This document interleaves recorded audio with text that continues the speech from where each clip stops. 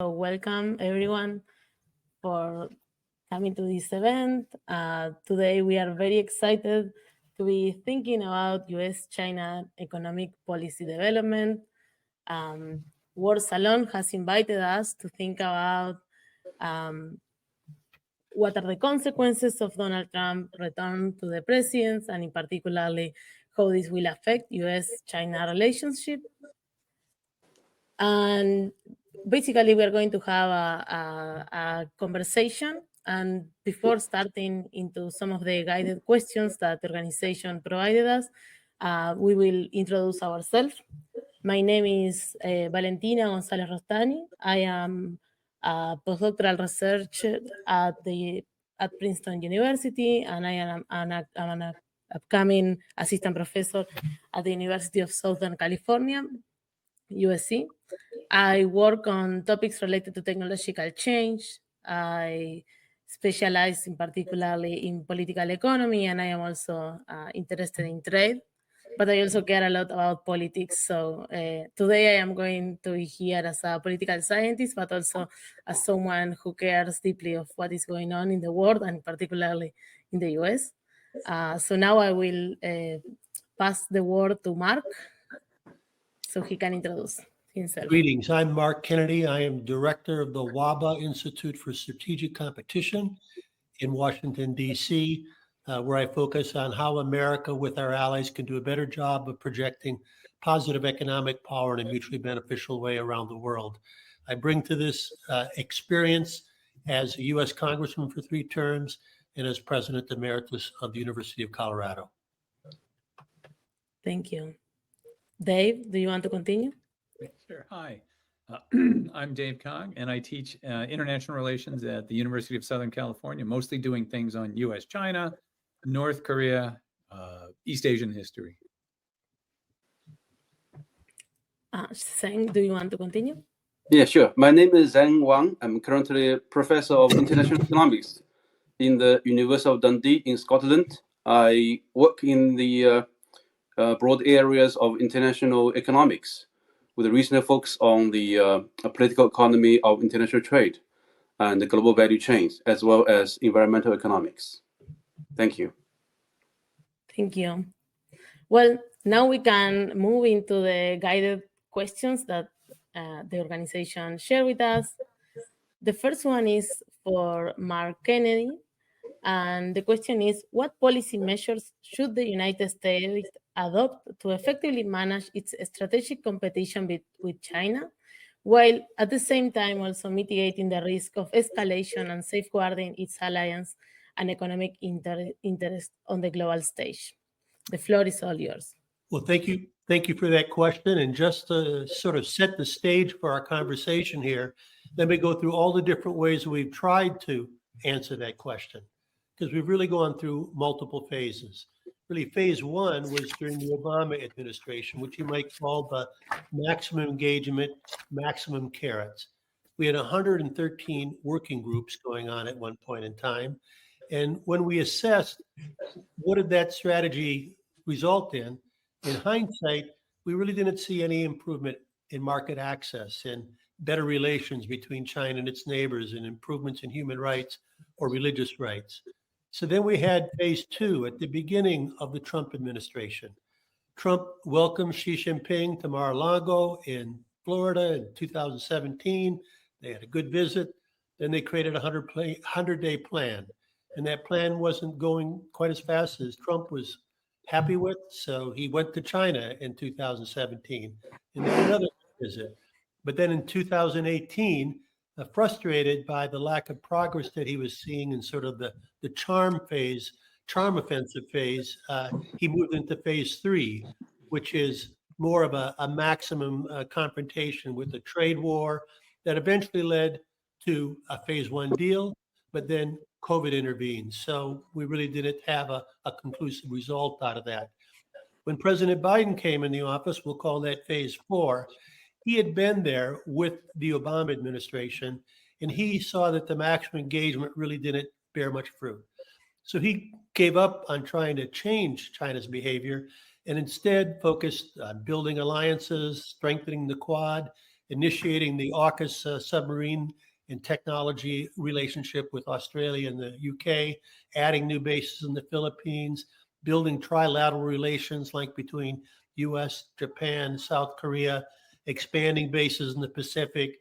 But then he also focused on strengthening America at home with more investments in chips and new energies. But he continued and built upon the supply chain work that Trump had begun and intensified the technology restrictions that, again, Trump had become. So now we're really in phase 5. And we don't really know how that's going to play out. Did Trump just think that he did not use big enough sticks? He didn't apply them hard enough? He didn't do it long enough? Or is he looking for a deal? The one thing I will say is that a deal and strategic competition are not mutually exclusive. It's hard to imagine that any deal would stop the competition. So I think we're going to continue to see a focus on bolstering the Pacific alliances, on intensifying the tech race, on strengthening the military preparedness, and reducing its over-reliance on Chinese sourcing. So that's sort of a frame how we got here and the options of what we might do going forward. Thank you. So does any of you want to add something? Well, I wonder, Mark, do you have a prediction of how Trump is going to, given his appointments, and maybe it's not him per se, but the appointments that he's made and things like that? I mean, what do you think? Well, you know, he had a nice call with Xi. Then he put the 10% on. He didn't say anything up front, put the 10% on. He said he wanted to be there within 100 days. I think he'd prefer to have some kind of a deal. And I think he's getting a lot of pressure from the American business community suggesting that. And I think he understands that not having a deal could lead to impact on inflation.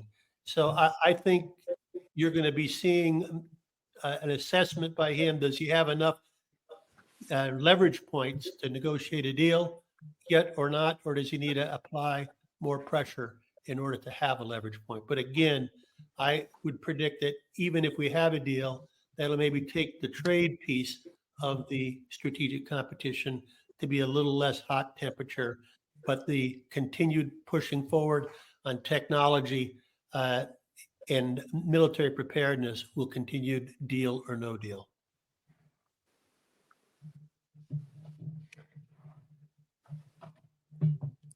So Dave, maybe we can move into the question that the organization prepared for you.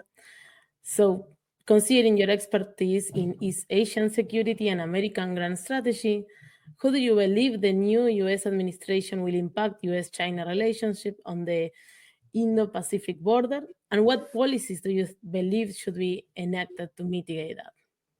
Yeah, I think it's interesting when you see what Mark is talking about in terms of trade, where there aren't a whole lot of economic initiatives. And I'm sure Jung will talk about this as well. Like the U.S. is sort of pulling back from everything. And they're also in many ways, I think, trying to set up a coalition or a containment policy that I'm not so sure is going to work in the region itself. There's a lot of enthusiasm from who I see Trump has appointed, like Elbridge Colby and people like that, who are fixated on a U.S.-China competition, war fighting, deterrence, as Mark was talking about, bases and military and things like that. And I'm not sure when we talk about the, borders, where the two countries meeting, what do the countries in between think? I'm not sure that the countries in between are going to be joining in. The best example, like there's a couple of good examples, but I'll give you one. The ISE, Institute of Southeast Asian Studies, has an annual poll of elites across ASEAN. And last year to this year, by this year, if forced to choose, more by a slight margin, like 50% to 48% would choose China, not the United States, if within Southeast Asia. And I don't think that there's any incipient type of coalition that's eager to join into what's going on.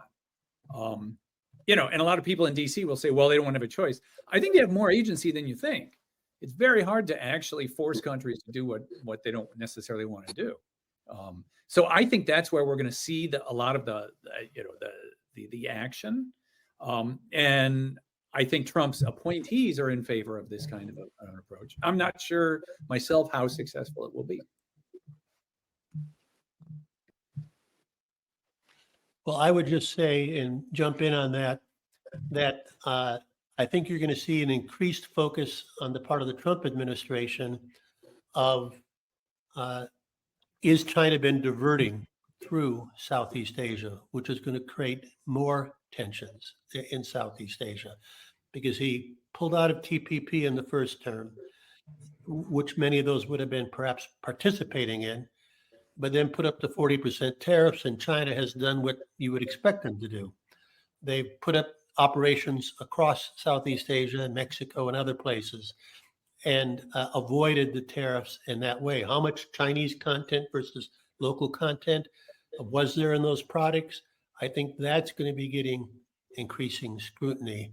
And I hope voices begin to start raising of saying, if we want to attract these nations towards us, perhaps some kind of a better trade relationship with them will help move them onto our side. So that's just a couple of thoughts that I have on what you put forward, David.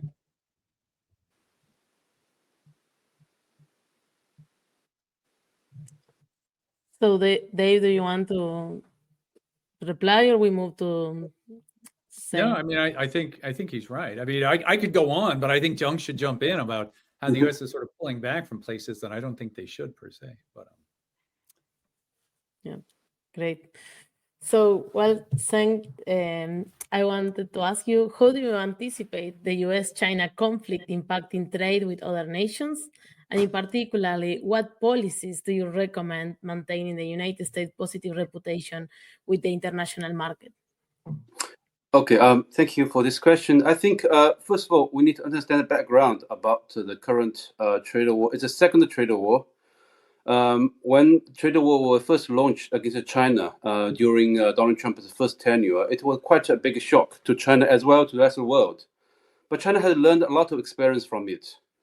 In a way, China is already very prepared for what's coming up. Even during the U.S. presidential election, when two candidates were very close. So China is now much more experienced, and now it's in a very different position compared to Donald Trump's first tenure. It's in a much stronger and confident position. So I think we've already seen lots of dramas over the last week or so. U.S. basically isolating itself from the rest of the world, including its neighbors. So China, I think one of the effects on China on the rest of the world is that it will to some extent push China more towards its friends as part of its ambitious Belt and Road initiative, which it has already been working on for many years. And because of the coming trade war, China has more reason to work more closely with their friends. And also remember, since the last trade war, China has developed its dominance in the EV industry, artificial intelligence, as well as many emerging new technologies. So China is in a much stronger position, has a lot more leverage compared to Donald Trump's first tenure to form its own ecosystem of international trade. So I think this will have a strong knock-on impact on the U.S. U.S. will be even more isolated as a result of that.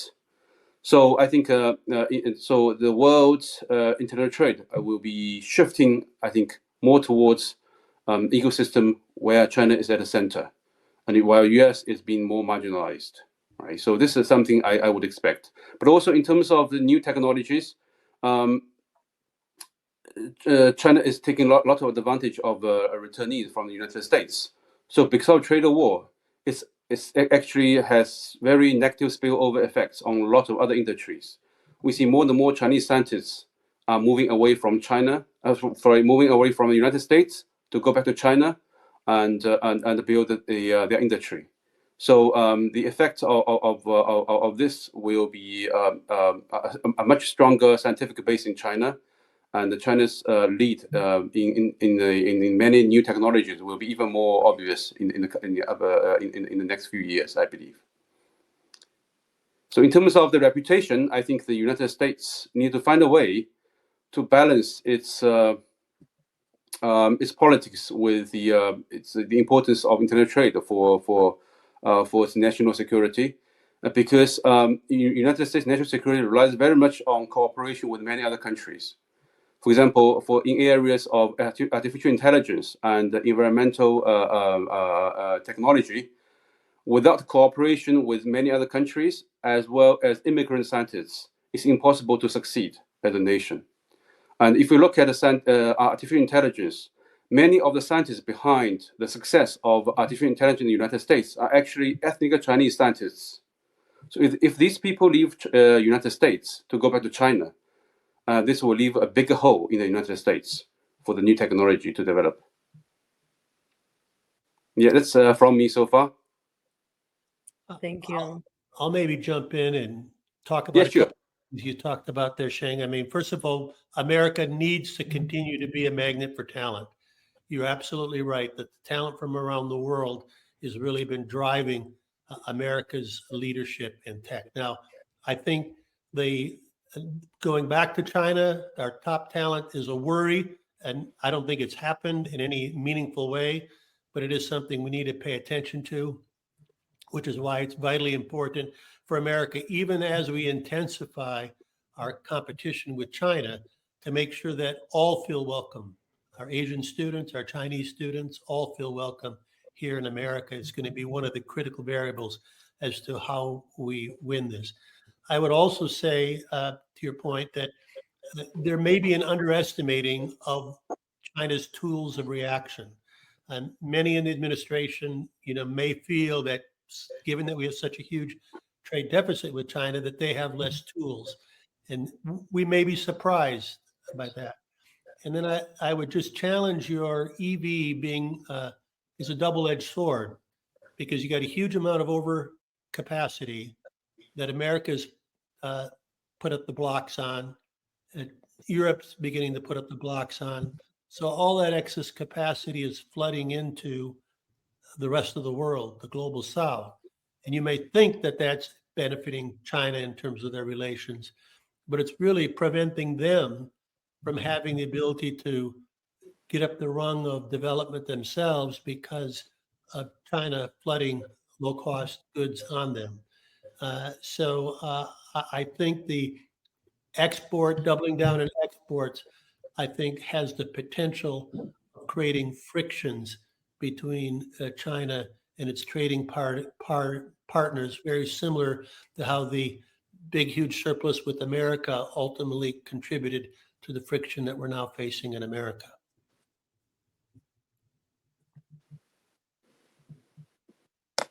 Thank you, Sorry. Mark. Yeah, a bit of the connection issue with my laptop. Yeah, I'm back now. Can you hear us well?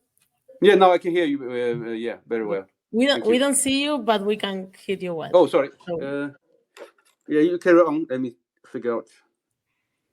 Okay. much better. Thank you. So I don't know if anyone wants to add something. If not, I can move to the next question, which Salon sent to me, which is, given your expertise in international political economy and the interplay between technological change and political behavior, how should U.S. policymakers address the challenge posed by China's advancement in technology while balancing the need to maintain competitive innovation?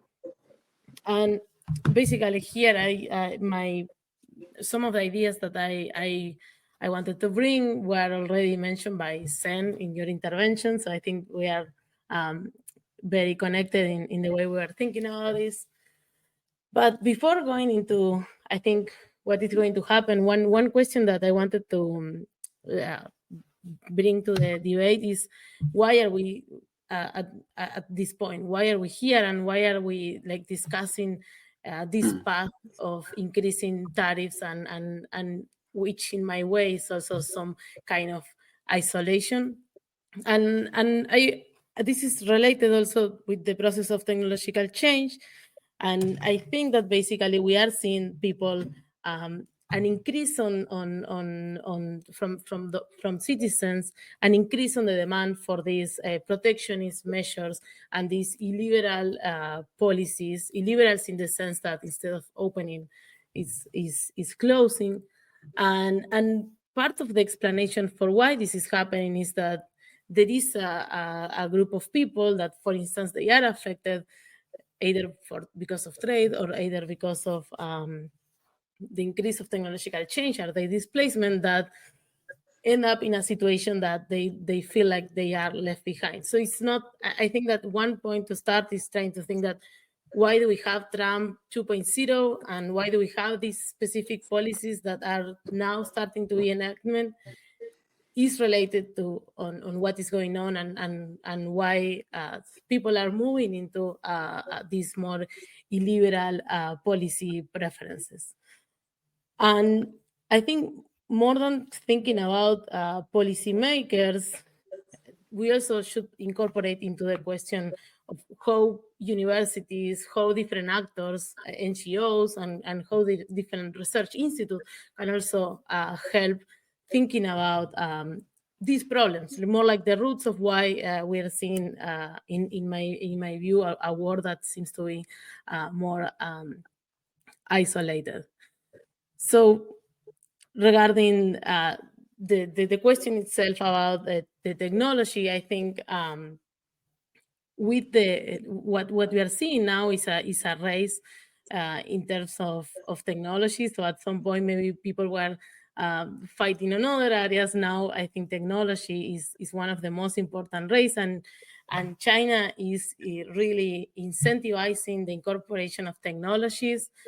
Only thinking about last year, we know that over 2 new robots, one was going for China and one for the rest of the world, which in a way shows that the magnitude of how they are exponentially increasing their investment on technologies. So I also have the same impression of that Professor Sang highlighted about this second round of world is going to be, it may be different. China may be in a different position. And here I also want to, something that I have been thinking is that even Biden administration didn't have a policy that was too different. Of course, he didn't increase the tariffs, but if we think about technology itself, we know that there was an intention to prevent China to improve their technology, for instance, with the restrictions regarding chips. And I think an unintended consequences, which that may have happened, is that they ended up developing critical technologies that overcome the need of some of these technologies. And one example, I think last week, was DeepSeek, the fact that now we have a new AI, and this new AI seems to be more cost effectively, and we are seeing that maybe some of the barriers that we had in terms of trade restrictions end up with creative solutions that are more cost effective and efficiently. And also related with this, and since we are in the area of technology, I think that these new tools that are appearing, like DeepSeek, they are open source. So maybe this could trigger some kind of global South alliance. So the fact that we have some AI technology that is now being generated as open source by China can be a way of China to say, I can build my own like another set of strategic connections based on my increase of technology and sharing this technology with the rest of the world. So I want to stop to not talk a lot, and we can continue the conversation. I don't know if someone wants to jump in. What are you thinking about the role of technology in this fight, in this race? Well, I'm happy to chat, but I'm conscious of the fact that I'm always the first chatter. Dave, you guys got something to add in here? Don't worry, I'll be the second. Go ahead, Zhang. Well, let it be the first. Yeah, I'll come after you. All right. I would say when you're trying to figure out why this is all happening, it ultimately goes back to the fact that China is going through the most rapid military buildup we've seen in modern history. That they sent a hypersonic, missile around the world and surprises that was maneuverable. That they have just recently shown off the first 6th generation jet that we've seen shown off publicly by a country. That they have a larger navy than the U.S. and so that they are being very aggressive with their neighbors and with Taiwan.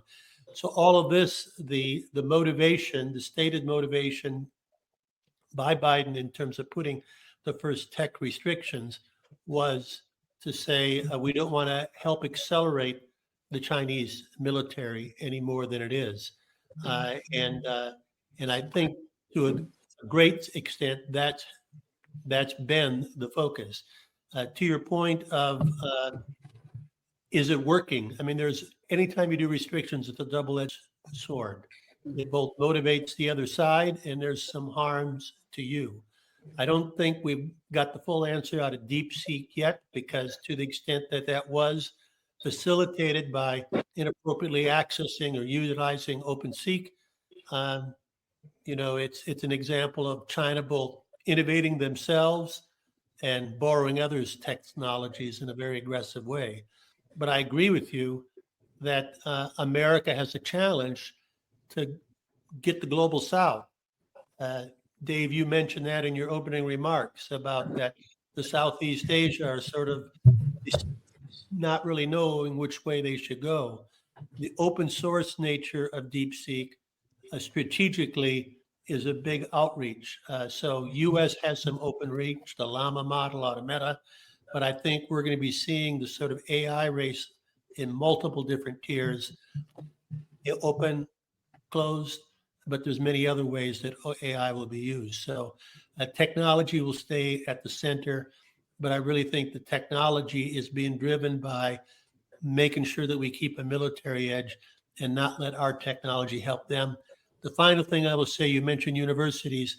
On the CHIPS and Science Acts, one of my big pet peeves is we fully funded the CHIPS side of that, and we promised increased research funding for the universities that has not been fully funded. So we're playing too much defense and not enough offense. We need to focus on talent. We need to focus on the research and discovery. We need to make sure that our universities have the compute power available to them so that they can continue to stay on the cutting edge on AI development, because they're the ones who typically nurture the new startups and are that public-private collaboration. So we've got a lot more that we should be doing that we're not doing. Yeah. Well, just added to Mark's point about chips.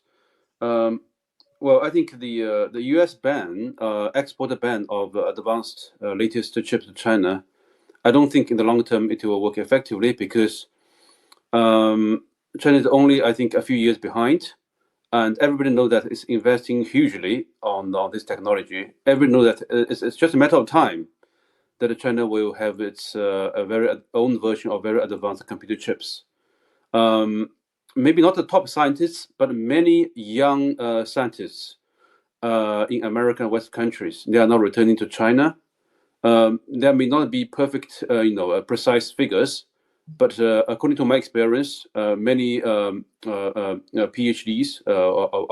with Chinese origin, they are considering or have already returned to China. So China has, I think, the one of the probably only next to the United States, the biggest workforce behind this industry. So I think it's just a matter of time. So I think the export ban wouldn't be very effective. It wouldn't be effective at all, in my view, because China has everything it needs. It just needs a bit of time. And if we're looking at the DeepSeek, it uses, I think, not the most advanced chips, but in terms of performance, in terms of cost effectiveness, it's almost on par with the best version of artificial intelligence model in the United States. So I think China can find many ways around these kind of export ban, and actually this kind of ban can actually stimulate innovation in China to make it even more innovative.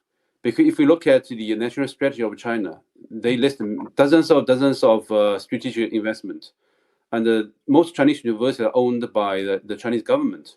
So with a very strong government and a very strong targeted industrial policy, money is being poured into these industries.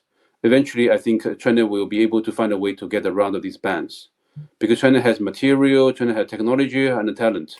So with the return of these scientists from United States or Western countries, it will actually have a negative impact on these Western countries. So I don't think it's something that will be beneficial for the United States or Western countries to cut off China from the scientific network of Western countries.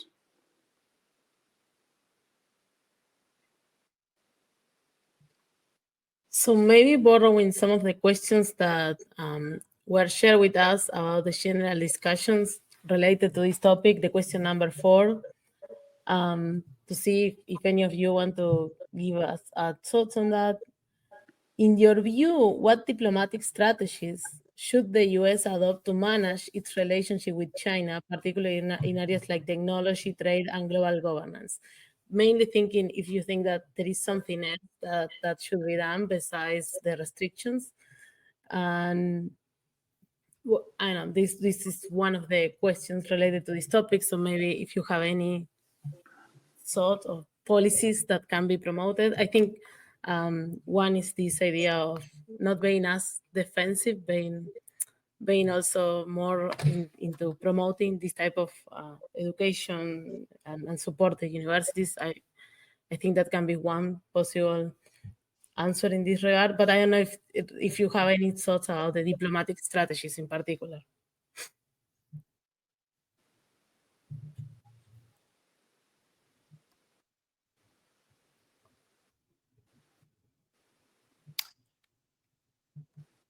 Sorry.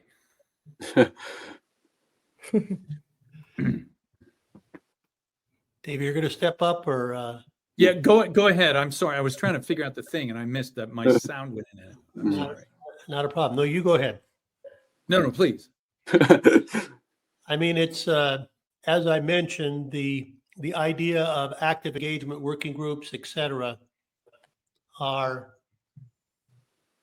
something that's taken on a bad name in the U.S. And so we're pleased anytime we do have conversations between our leaders and wanting to make sure that there isn't any misunderstandings and that we both better understand each other. But I think that the diplomacy right now is likely to be more focused on doing that, avoiding misunderstandings and making sure we're clearly communicating, as opposed and perhaps having a deal on trade, more of the economic aspects of it. But I think beyond China, there's a lot we can do diplomatically. I'm sure that we're going to be encouraging Taiwan not to make any provocative moves and not moving towards independence that would provoke China.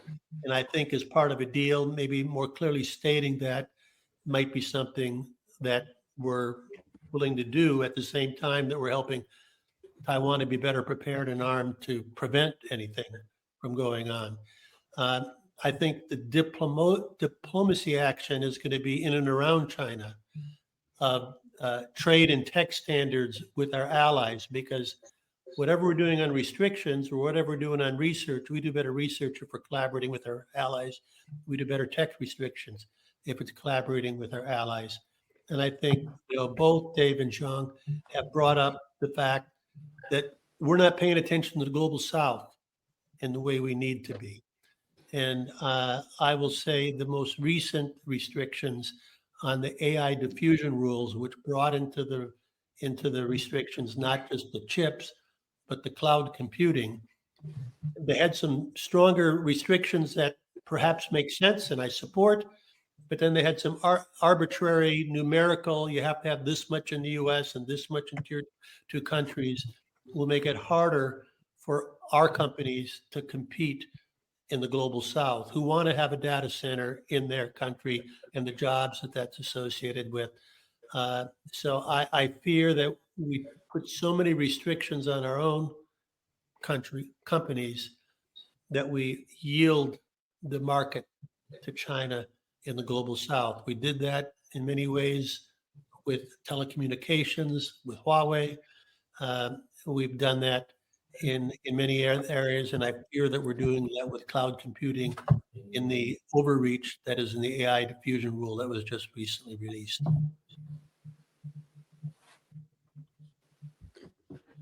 Yeah, I mean, the thing I would say in terms of diplomacy, I think the United States is missing where most of the other countries are in the region. And I think it's to our own detriment that we are not. The U.S. is so focused on China and so focused on strategic competition that I think we overlook the fact that most other countries are not going along. So Yoon Sung-yeol, our famous Korean martial law coup d'etat guy, I was in the new Blue House, not to name drop or anything, last year. I was talking to the top national security advisor, and I said, does Korea still have a one China policy? And he said, we made our policy in 1992 when we normalized ties with China, and we haven't changed it. We're not going to repeat it every time China wants us to, but our policy is the same. And every country in the region, Vietnam, the Philippines, ASEAN as a whole, has an explicit one China policy. And it's the United States that in many ways is pushing the boundaries. And I don't think to our benefit is pushing the boundaries of that one China policy. And I think in some ways, as Mark said, coming back to a little more of the status quo is better for Taiwan, it's better for China, it's better for the US.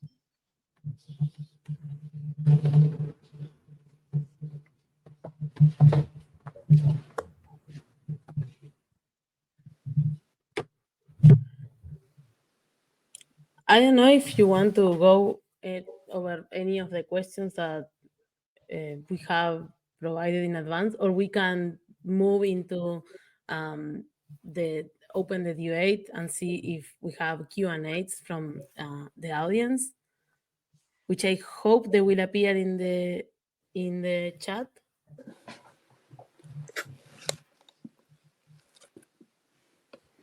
Do we have any at the moment? No, we don't. No. Okay. I don't see. Me neither. I mean, while we're waiting, I'll just maybe respond back to something Sheng said earlier on the talent. You know, one of the things that we need to be particularly cognizant of is Kai-Fu Lee, you know, had a book several years ago on AI superpowers, talking about all the advantages that China and U.S. had, and that we would be the two larger AI powers. I think that is true today. We need to worry about data, because in many ways there's advantages China has in data, and I worry that them actually having telecommunications dominance outside of America and our friends gives them access to data they can help train. But one of the things that he said that struck me was that there's U.S. has the best quality AI scientists, but China has more, and that there's a quality in quantity.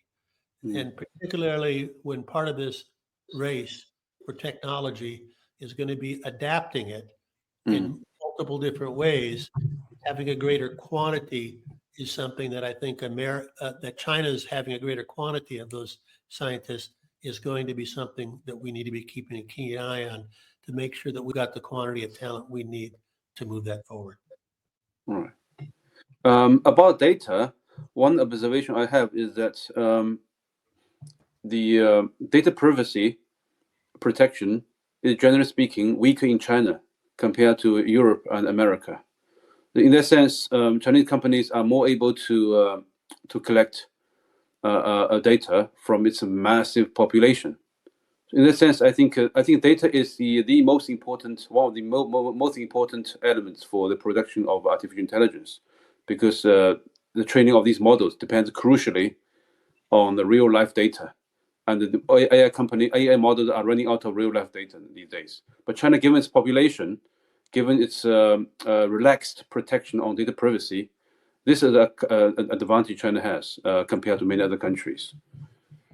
And Europe, I think there are many discussion about why Europe hasn't been a birthplace of many big AI companies, high-tech companies, is because of its GDPR, data protection. It's much stronger than the United States, which actually has become a barrier for the growth of these AI and the new tech companies in Europe.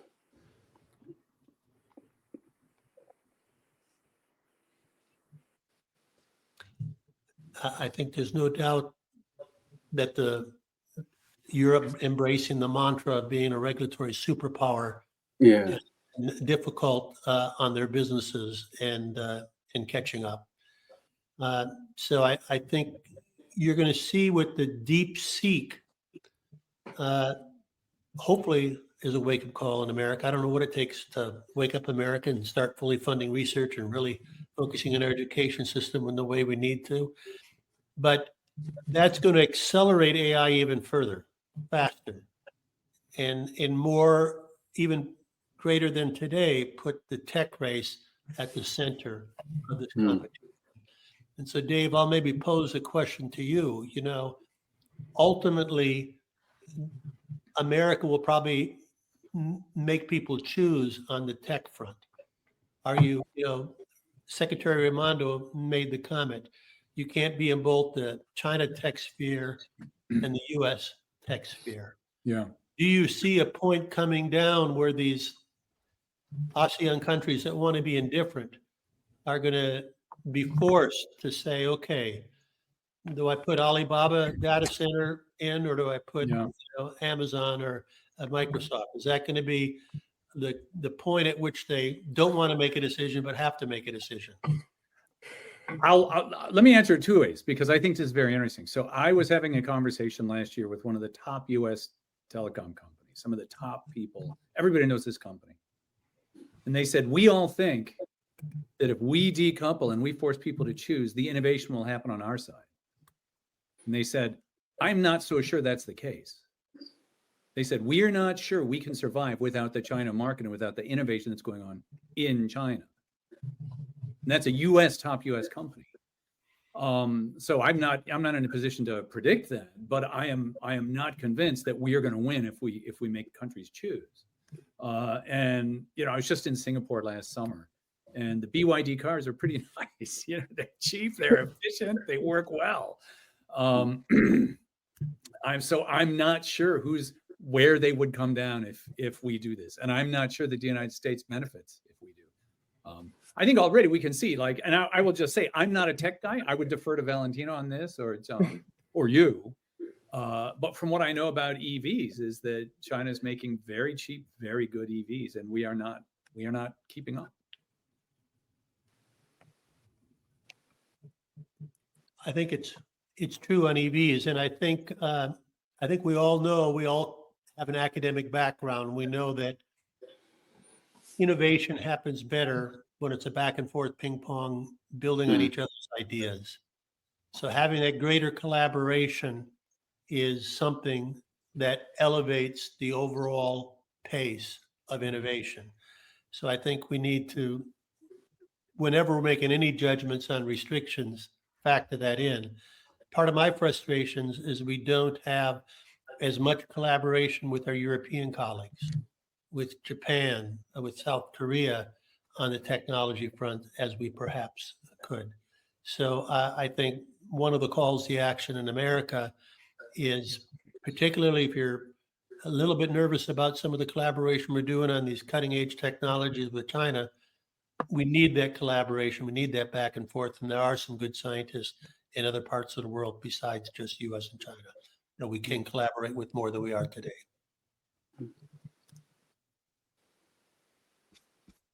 Yeah, I completely agree. And I think the example of the EVs is a very good example of how, even though in the US we are not yet there because Chinese cars cannot enter the market, we know that they are cheap and they are expanding. I have been in Latin America during a few months ago, and basically, if you see any electric vehicle, it is Chinese, and I think that's Of course, that doesn't happen here because it's very expensive if you want to try to get one. But I think that's an example. And DeepSeek, I think, is another example. We don't know yet, it is very new, but if it becomes very cheap and accessible, like at the business level, for now it's free, I think it can also be a sign of things that are getting innovated and cheap and competitive.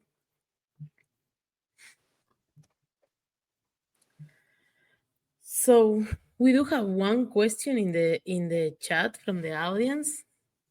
It is from Henry. Oh, yeah, amazing. nice. I didn't do that. Yeah. Okay, so here is the question. I hope you can see it. Yeah.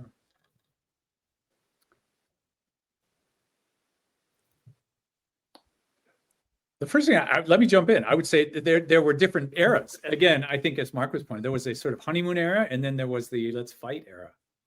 So in many ways, I think the Chinese, as Young was saying, are better prepared now. They're sort of waiting to see which Trump is going to show up or which Trump administration is going to show up. That would be my quick take on that. Yeah. Yes, as I said, I think China is in a more, I think, prepared position now. And if we look at the tariff measure China has taken after the announcement of U.S. tariff increase on China, China's actions are actually very modest compared to the U.S. tariffs. U.S. Imposed additional 10% tariff on the universal set of Chinese goods, but China only targeting a small section of imports from United States, mainly focusing on the crude oil, agricultural machinery, etc., which anyway is only a small part of the Chinese imports from United States. So I do not think China will be as aggressive as it does in Donald Trump's first term, because China knows that by imposing tariffs, eventually it will not only harming American producers but also harming its own consumers. Because as a trade economist, it's a textbook example that when you impose tariff, consumers will also be affected negatively because of higher prices, right? So it's something not good for anybody. So China, I think they want to see whether Donald Trump will have something else to announce in the future. So they don't want to be very aggressive in the beginning, but also they know that imposing tariff is not good for its own customers. So I think compared to Donald Trump's first term, China is now in a much more, I think, confident position, and they want to wait and see. And they do not see. I think from Chinese leader point of view, Donald Trump is now more predictable because China has already learned from their past experience about the political approach of Donald Trump, and they know very much. They have a whole range of policy tools to adopt if anything worse happens in the future. Sheng, you're the first person that I've ever heard use the word predictable attached to Trump. And I think he would take in that many ways, yeah. So, for example, he has an obsession with trade deficits. This is something very predictable. He cares very much little about domestic politics of other countries, etc., etc. He cares more about the territory of the United States. These are all predictable things. Well, I would just say, affirm my view, as Sheng said, that the Chinese response was non-escalatory. It was set at a level that they didn't want to provoke going higher than that, but they felt they needed to respond. But I think a difference this time than last time is that there's a bipartisan support for being more aggressive with China on trade and overall in strategic competition. If we can remember back to when Trump made that pivot from charm offensive to trade war, there was sort of a surprise and shock and pushback in a much greater way than you're seeing today. So both being elected by by a margin different than he did in the first time, as well as the attitudes of the American people have shifted. And we've also, in the Biden administration, moved much more towards industrial policy as a response and a tool to counter some of the intervention we see on the part of China. So the industrial policy movement that we saw under the Biden administration, again, brought the people into more of a position where they're supportive of, or at least not objecting of, more significant economic tools being applied in this economic competition with China.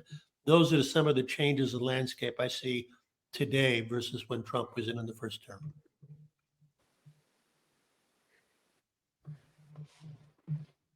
So we do have another question in the chat. I don't know, I can read or, oh, there we go. This is the question.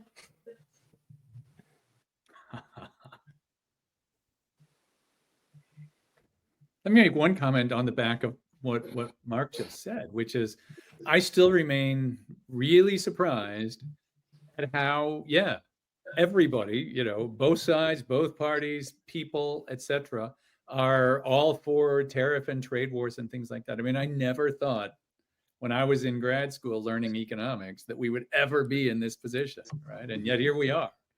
I don't explain it, but I am remain so surprised by how people are enthusiastically for raising tariffs and withdrawing from trade. Well, it's going to be very interesting to see how this plays out on the tariffs. Trump's always been focused, as Sheng said, on the deficit. So agreements to buy more may be something that he finds appealing. Yeah. There are some that believe that we might be able to get into phase two. And now that China has more intellectual property, it's in their interest to protect intellectual property more. So maybe we can have some agreement on that. I don't know that you're going to get away from China's focus on state-owned enterprises and try to get some corralling on that. But there is possible movement on this. One thing we haven't talked about that I think will affect market access is the increased concern from a security and the restrictions on EV software. If you view electric vehicle as a cell phone on wheels, and that's controlled through the Internet of Things and can be controlled outside of the vehicle or outside of the country, I think it's a whole new dimension that we didn't have before that is of increased awareness that is going to make market access harder, because if there's some investments we don't want in America, if we don't want our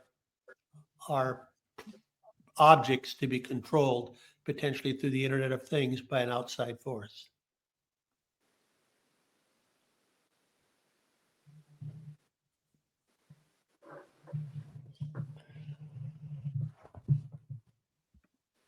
Thank you all. So we don't have more questions, and we do have still some minutes. So I don't know if you want to have like a final round and concluding thoughts, unless there are more questions, but so far we do not have any. So okay, just one more, I think, observation. One more difference between the second tenure of Donald Trump and his first one is that now he has a friend, Elon Musk, who is super interested in China and has a huge investment and interest in China. And I think this creates a tunnel for two countries to be more positively cooperating with each other. Because Elon Musk, as I understand, he is very impressed with the efficiency of government of China. He visited China many times, meeting very high-level political leaders. And in a way, though, the idea behind the government of the Department of Government Efficiency is because of his positive views about the efficiency of governments in many emerging economies, including China. Right. So I think this creates some sort of hope for two countries to be less hostile compared to the first trade war. At least Elon Musk could be ambassadors in some ways to build, to bridge the technological links between two countries. Because Tesla Shanghai factory is the biggest factory of EV of Tesla around the world. Most of, I think, majority of cars sold, Tesla cars sold in the world are made in the Shanghai mega factory.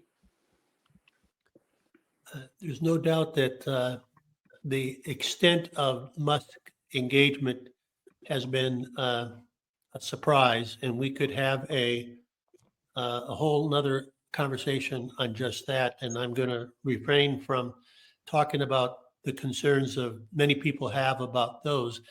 But you're right that that dimension vis-a-vis China, it's a concern for some in terms of the many irons in the fires that he has and whose interest he will ultimately put forth. So a lot to talk about there, but going back to something else, Sheng, you said about talent and keeping the talent in America. I think another thing we've seen that's different in this Trump administration and the prior Trump administration is the degree to which Silicon Valley and the tech companies are more in tune with the Trump administration, which is, there's a little bit of a friction between his traditional base that he brought in the first term with that new tech-focused base that hopefully will be beneficial in terms of ensuring that we keep the kind of tech talent we need in this country. So there is one more question in the chat, even though I think we already kind of touched on that, but I don't know if you want to look at it just in case you want to add something.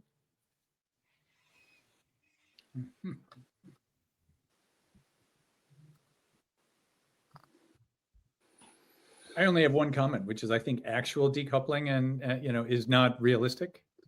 We will continue to interact with China one way or the other. It may be less, it may be more, but I think the idea that we're not going to, there's no way we're going to isolate the same way we did with the Soviet Union.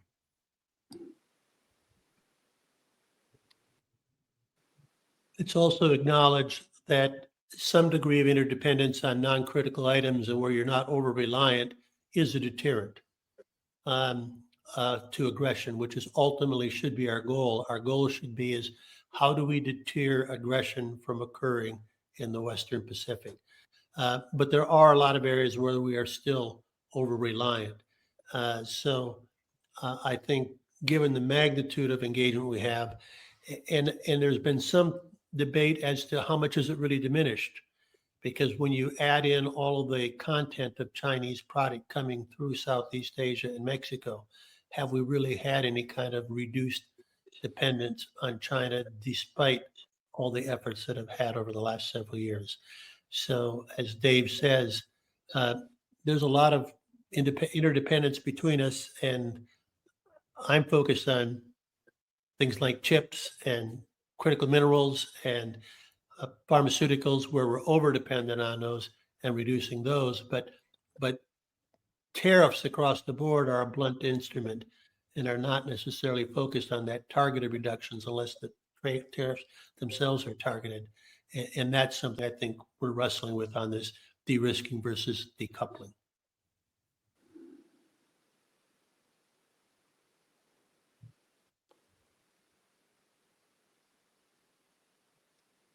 Are we reaching the end of the session, or?